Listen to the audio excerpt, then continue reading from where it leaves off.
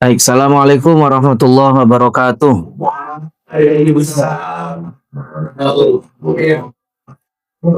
Bismillahirrahmanirrahim. Assalatu wassalamu ala Rasulillah Muhammad ibni Abdillah ala alihi wa sahbihi wa mawalah la haula wa la quwwata illa billah ma ba'du. Mahasiswa, mahasiswi semua, apakah kabarnya? Sehat?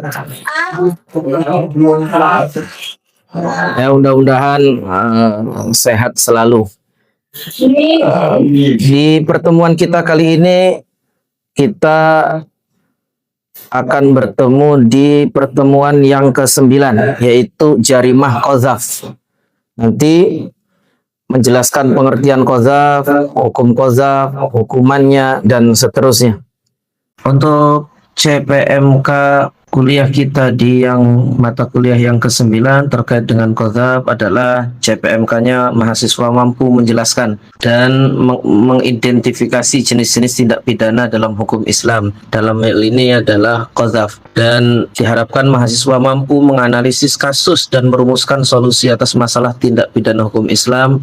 Dalam materi ini adalah tentang qadzaf, mampu menyelesaikan perkara-perkara hukum pidana Islam terkait dengan qadzaf dengan adil dan mampu mengambil keputusan yang terbaik bagi kedua belah pihak yang bersengketa terkait dengan qadzaf. Kemudian di CPMK CPL-nya adalah mahasiswa mampu menjelaskan tentang pengertian qadzaf, menjelaskan ruang lingkupnya, dasar hukumnya, lalu kemudian menjelaskan tentang tindak pidananya.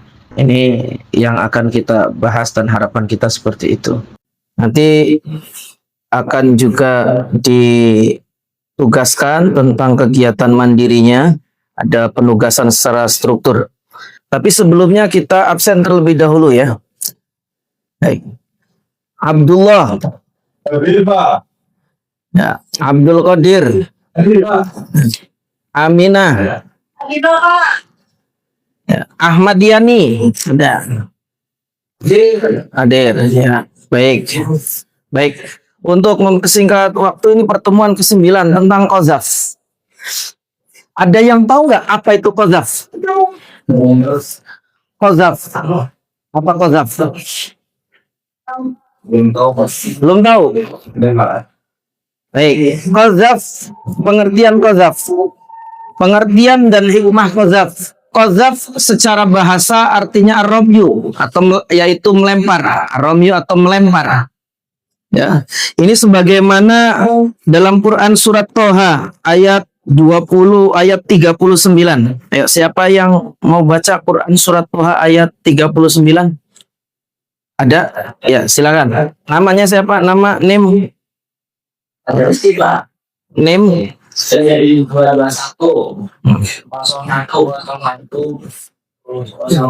Ya, silakan, Mas.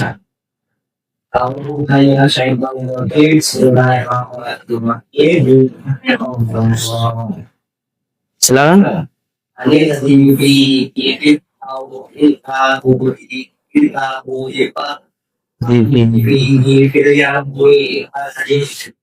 Ya, baik, sudah al-ayah. Itu ayat itu bicara tentang bayinya Nabi Musa yang ditaruh di tabut peti, lalu kemudian anil uzifihi, dilempar. Jadi qadzaf secara bahasa artinya melempar. Sedangkan menurut istilah qadzaf artinya menuduh zina. Ya, menuduh zina. Kenapa dalam Islam itu ada larangan qadzaf, menuduh zina? Ini hikmahnya. Hikmah larangan qadzaf adalah melindungi kehormatan manusia, menjaga reputasinya dan memelihara kemuliaannya, biar orang tidak sembarangan mencerdarai kehormatan manusia, biar reputasinya seseorang terjaga, tidak tercoreng, ya, kemuliaannya, kehormatannya, reputasinya terjaga. Maka tidak boleh dalam Islam orang sembarang menuduh orang lain dengan tuduhan zina. Wah, kamu anak haram, anak haram, kamu nggak punya bapak, ya, kamu zina ya, dan seterusnya. Baik, ayat Al-Quran yang bicara tentang qadzaf. Ayat satu orang baca. Baik, silakan baca ayat tentang qadzaf. أعوذ بالله من الشيطان الرجيم بسم الله الرحمن الرحيم الذين يرمون المحصنات ثم لم يأتوا بأربعة شهداء فاجلدوهم ثمانين جلدة ولا تحملوا لهم شهادة أبدا أولئك هم الفاسقون. Baik, dalam Islam, Mas, Mbak, orang tidak boleh menuduh orang lain dengan tuduhan zina atau menyebarkan perzinahan orang lain. Dalam ayat ini harus dengan 4 orang saksi. Misal ada di antara kita melihat kawan kita, saudara kita, teman kita berzina, itu disyaratkan yang pertama adalah melihat, mohon maaf, masuknya zakar ke farji. Jadi ini harus melihat betul, bukan tidak cukup hanya dengan wah ini tumpang tindih, wah ini kuda-kudaan, itu nggak cukup. Harus melihat dengan jelas masuknya zakar, kemaluan laki-laki ke dalam farjinya seorang perempuan. Jadi ini disyaratkan bagi orang yang pengen bersaksi dalam persaksian zina, itu harus melihat masuknya zakar ke dalam farji, kemaluan laki-laki ke dalam kemaluan perempuan. Yang kedua harus dengan 4 orang saksi. Jadi kalau kita nih melihat ada satu perzinaan depan mata kita, kita jelas lihat jelas. Tapi kita nggak punya saksi, nggak boleh kita cerita ke orang lain. Kalau kita cerita ke orang lain, maka kita akan kena hukum qadzaf. Ya, nggak boleh cerita. Itu 1 orang, 2 orang nggak boleh, 3 orang nggak boleh. Harus dengan 4 orang saksi. 4 orang saksi. Tapi di akhir zaman ini banyak orang menuduh orang lain zina hanya berdasarkan chat WhatsApp, hanya berdasarkan foto, hanya berdasarkan apa ya video, nah, tidak melihat langsung. Orang yang melihat langsung saja tidak boleh menuduh orang lain atau tidak boleh menceritakan. Kalau menceritakan nanti depan hakim diminta mendatangkan 4 orang saksi, kalau nggak bisa akan dicambuk, akan mendapat had. Ya, dalam ayat ini dikatakan orang yang menuduh orang lain berzina, perempuan yang baik-baik berzina dan tidak mendatangkan 4 orang saksi, hukumannya adalah fajliduhum samanina jaldah. Itu didera, dicambuk dengan 80 kali cambuk dan nanti saksinya tidak diterima. Baik, ini ayat tentang qadzaf. Lalu kemudian syaratnya qadzaf, syaratnya orang yang menuduh zina untuk menjatuhkan hukuman cambuk atau dera dalam qadzaf ada persyaratan yang harus terpenuhi. Syarat tersebut meliputi 3 hal. Yang pertama adalah syarat qadzif. Syarat qadzif itu adalah orang yang menuduh zina. Yang kedua ada syarat makdzuf, orang yang dituduh zina, dan yang ketiga ada syarat makdzuf bih, sesuatu yang dibuat menuduh zina. Baik, yang pertama syarat qadzif. Tadi apa qadzif? Qadzif yaitu orang yang menuduh zina. Orang yang menuduh zina akan dihukum dengan hukum had, dicambuk. Syaratnya yang pertama adalah berakal. Kalau yang nuduh orang gila, maka tidak akan kena hukuman had. Yang kedua dewasa. Kalau anak kecil belum balik menuduh orang lain zina, tidak kena hukuman had, tapi hanya ditakzir. Takzir itu hukuman yang tidak ditentukan oleh syariat. Kalau ada anak kecil belum dewasa menuduh berzina, maka tidak dihukum had, tapi ditakzir. Takzirnya ya terserah. Kemudian tidak dalam paksaan. Kalau dalam keadaan terpaksa, maka tidak kena hukum had. Ya, dia melakukan atas kerelaan sendiri. Baik. Kemudian syarat makdzuf yang dituduh zina.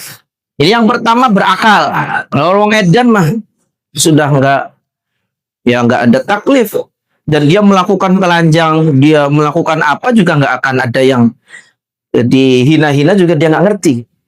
Ya, berakal. Kemudian dewasa. Lalu Islam.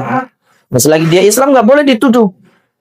Ya, kemudian merdeka dan belum pernah dan menjauhi zina.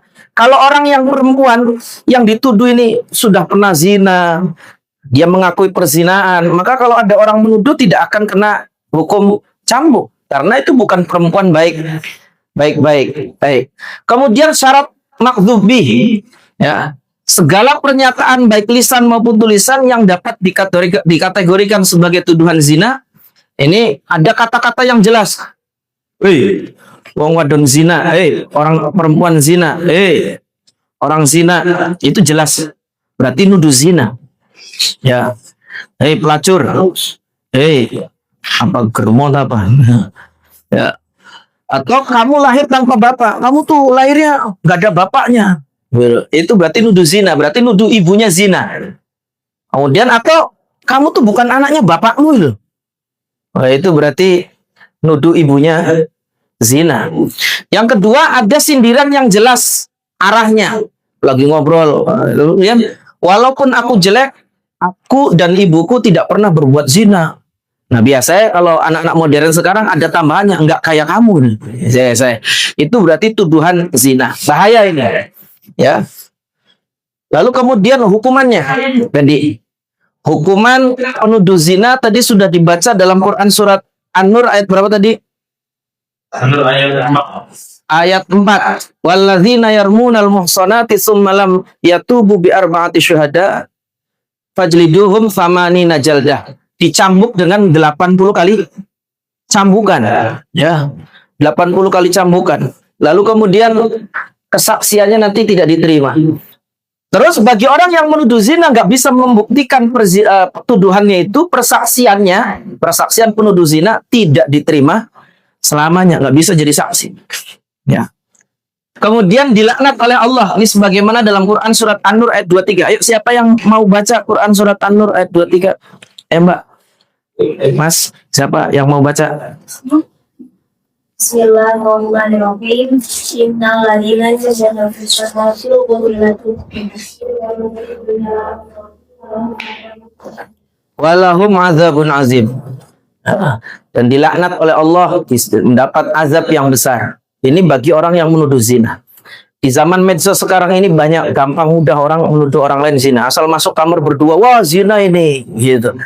Ada orang nggak pakai baju dua-duanya, wah zina ini. Ya, itu nggak boleh nuduh begitu. Kita harus melihat langsung masuknya kemaluan ke farji dan harus ada 4 orang saksi. Kalau nggak ada, nggak boleh itu disebar. Nggak boleh kita cerita ke orang lain. Dan ini kata Nabi annal ghibata asyaddu minaz zina. Ini penting. Di akhir zaman, ghibah itu lebih berat daripada zina dosanya. Misalnya ada kerudung putih zina. Misalnya ya, sama peci hitam yang sana tapi bukan peci hitam sini. Zina. Dan kita ngomong ini, ya, ngomongi ke kudung. Tadi kudung apa yang zina? Kudung putih sama peci hitam. Kita ngomong ketemu sama kerudung hitam. Kudung putih ini zina. Kudung putihnya ketemu kudung hijau. Si itu tuh zina. Terus 1000 orang yang membicarakan. Lalu kemudian ini yang pertama kali menyebarkan ini tobat. Astagfirullahaladzim. Saya nggak boleh ini tobat. Apa ketika saya tobat selesai urusannya? Enggak. Zina itu kalau dia melakukan zina, dia tobat, dah selesai urusannya, diterima oleh Allah, tobatnya selesai urusannya. Tapi kalau orang yang menuduh zina, ya, dia tobat, itu belum selesai urusannya, harus minta maaf dulu ini ke yang dituduh zina. Sedangkan kadang-kadang di era digital seperti sekarang ini kita menuduh zina orang yang kita nggak pernah ketemu, gimana minta maaf ya? Ya, lalu kemudian setelah minta maaf, apa selesai urusannya belum? Itu kabar zinanya sampai mana itu? Ya, 1000 orang membicarakan zinanya si kerudung putih, maka 1000 transferan dosa kita. Dan termasuk fudul kepo. Wah ini ada viral-viral nih katanya ini selingkuh. Cari di Google mana videonya. Wah ini muka-mukanya potongannya begitu. Baik, ini tugas mandiri. Nanti mencari kasus qadzaf, tuduhan zina yang viral di media massa, YouTube, Facebook, Instagram, apalagi Twitter, yang lain, ya, cari dan analisis. Kenapa nih kasus ini adalah termasuk qadzaf? Ya, dianalisis. Nah, terus setelah analisis apa yang seharusnya dilakukan? Apa yang seharusnya dilakukan? Dan nanti tugas dikumpulkan, linknya di copy paste. Dan tugas dikumpulkan via grup WhatsApp paling lambat pekan depan tanggal berapa? 3 Agustus jam 8 malam. Ya, baik untuk tugas mandirinya seperti itu. Mudah-mudahan apa yang menjadi pembahasan kita dalam pertemuan kali ini bermanfaat, menjadikan kita semakin hati-hati dalam bermedsos, bertingkah laku, berkata, menuduh orang lain dan seterusnya. Mudah-mudahan Allah menjaga kita semua. Amin ya rabbal alamin. Baik, ini saja. Mari kita tutup perkuliahan kita kali ini dengan membaca hamdalah. Terima kasih. Assalamualaikum warahmatullahi wabarakatuh.